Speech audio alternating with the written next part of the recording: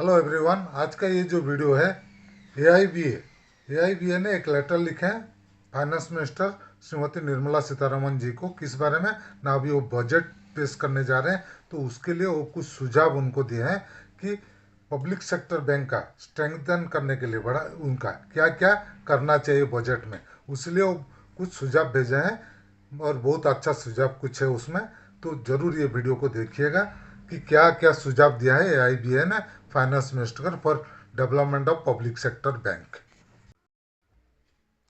AIBA letter dated 29/1/2025 addressed to Shrimati Nirmala Sitharaman, finance minister, New Delhi.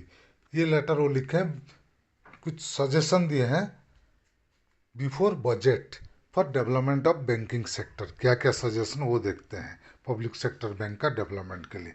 वाणिज्य bank, commercial bank का जो व्यवस्था अर्थव्यवस्था रीढ़ है उसी के लिए वो पहले सजेशन दिए हैं। जो डीआईसीजीसी के लिए पब्लिक सेक्टर बैंक के लिए फंड्स रखा गया है 22,543 करोड़, उसका ज़रूरत नहीं है क्योंकि पब्लिक सेक्टर बैंक को बंद होने का संभावना नहीं है, चांसेस नहीं है। तो डीआईसीसीसी कवर का देने का ज़रूरत नहीं, ये पैसा और दूसरा कोई डेवलपमेंट में लगाया जा सकता है डीआईसीसीसी से निकाल के।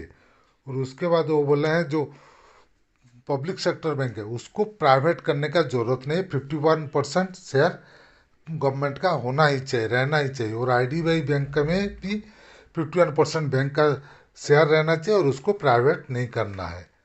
और बैंक ऑफ बड़ौदा में जो नैनीताल बैंक है उसको मर्ज करना है, इधर बैंक ऑफ बड़ौदा या और कोई नेशनलाइज बैंक में उसको मर्ज करना है, उसको बेचना नहीं चाहिए। ये सजेशन है। और जो दूसरा काम कर रहे हैं बैंक लोग, म्यूचुअल फंड, इंश्योरेंस, ये सब का जो सेल कर रहे हैं क्रॉस सेलिंग, उसको बंद करने के लिए ध्यान दिया गया है। बोला गया है कि बैंक का जो मेन काम है उसी में उनको कंसंट्रेट करना चाहिए, ये सब काम बंद हो जाना चाहिए। ये क्रॉस सेलिंग जो है इंश्योरेंस म्यूचुअल फंड का, उसको बंद करना चाहिए। और उसके बाद वो लिखे जो बहुत सारा ब्रांचेस था आफ्टर मर्जर, बहुत सारा बैंक मर्ज होने के बाद बहुत ब्रांच बंद कर दिए गए क्योंकि दो तीन बैंक मर्ज हो गया, सेम एरिया में दो तीन ब्रांच हो गया सेम बैंक का, तो उसके लिए उसको मर्ज कर दिया गया।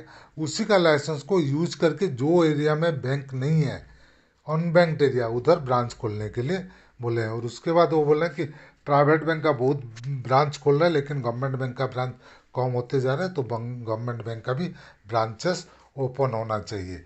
उसके बाद वो बोले हैं बचत खाते पर ब्याज का जो रेट है, सेविंग बैंक अकाउंट में ब्याज का रेट कम से कम 6% करना चाहिए। और जो सीनियर सिटीजन है उनको इंटरेस्ट में, जमा में इंटरेस्ट में 2% एक्स्ट्रा इंटरेस्ट देना चाहिए, जो कि अभी 0.50 है, उसमें 2% सीनियर सिटीजन को देने के लिए सुझाव दिया गया है। और जो वरिष्ठ नागरिकों के जमा राशि पर अर्जित ब्याज को आयकर टीडीएस से मुक्त किया जाना चाहिए।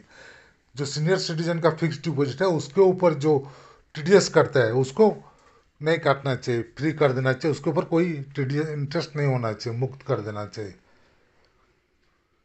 और जो जो स्टाफ हैं अभी वो रिक्रूटमेंट होना चाहिए, पार्टिकुलरली सब स्टाफ और क्लरिकल में रिक्रूटमेंट होना चाहिए, बहुत कम हो गया है। एमएसएमई को भी डेवलपमेंट देना चाहिए, 6% इंटरेस्ट में लोन देना चाहिए, डीआरआई लोन देना चाहिए। और सार्वजनिक क्षेत्रों के बैंकों ने पिछले 3 वर्षों में न्यूनतम बैलेंस नहीं रखने पर 35,000 करोड़ का जुर्माना वसूल किया है। एसबीआई अकाउंट में जो मिनिमम बैलेंस नहीं रहता है, फाइन लगा के 35,000 करोड़ रुपया कस्टमर से लिए हैं, वसूल किए हैं, वो बंद होना चाहिए। ये इतना कस्टमर के ऊपर बोझ नहीं डालना चाहिए, उनको मिनिमम बैलेंस के लिए जुर्माना जो काट रहे हैं वो बंद होना चाहिए। और जो एनपीए है, खराब लोन, बैड लोन, उसी को माफ़ नहीं करना चाहिए। और जो लोगों का बैड लोन जिनके नाम में है उनको कोई भी इलेक्शन में कंटेस्ट करने के लिए अलाउ नहीं करना चाहिए। जैसे कि स्थानीय निकाय, विधानसभा या संसद में लड़ने का अधिकार नहीं देना चाहिए और उनको रोका जाना चाहिए जो एनपी है जिनका। और कॉरपोरेट डिफॉल्टर को भी माफ़ नहीं करना चाहिए, उनको वसूल करना चाहिए जो जानबूझ के पेमेंट नहीं कर रहे हैं।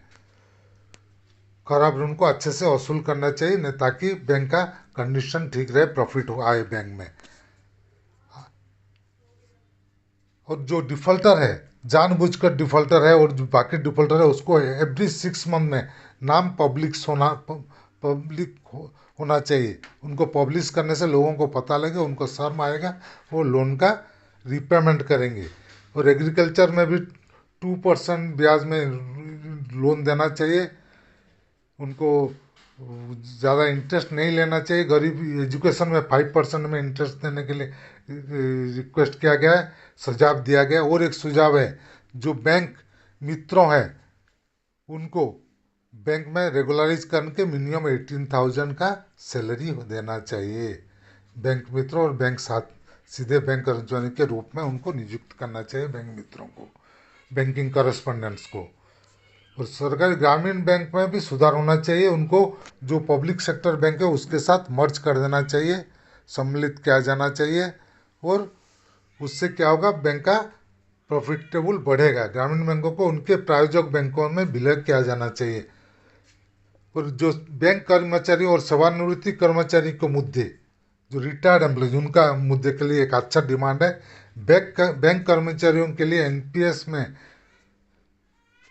योगदान पर कर छूट 14% तक बढ़ाई जाना चाहिए। 14% तक इंटरेस्ट जो मिलता है, होता है, कट होता है, उसके ऊपर छूट होना चाहिए।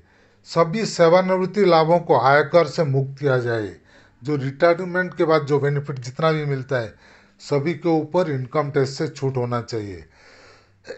चिकित्सा बीमा प्रीमियम पर जीएसटी समाप्त किया जाए। सीनियर सिटीजन का जो हेल्थ इंश्योरेंस प्रीमियम, उसमें जीएसटी नहीं कटना चाहिए। और ग्रेचुटी की सीमा 25 लाख की जाए। ग्रेचुटी का जो इनकम टैक्स का जो ग्रेचुटी का सीमा जो 20 लाख है बैंक में, अभी सेंट्रल गवर्नमेंट का 25 हो गया है, तो बैंक में भी उसको जल्दी से जल्दी 25 लाख की जाए। धन्यवाद सहित सादर CH वेंकटाचलम, महासचिव AIBA, ये लेटर सुझाव दिए हुए हैं।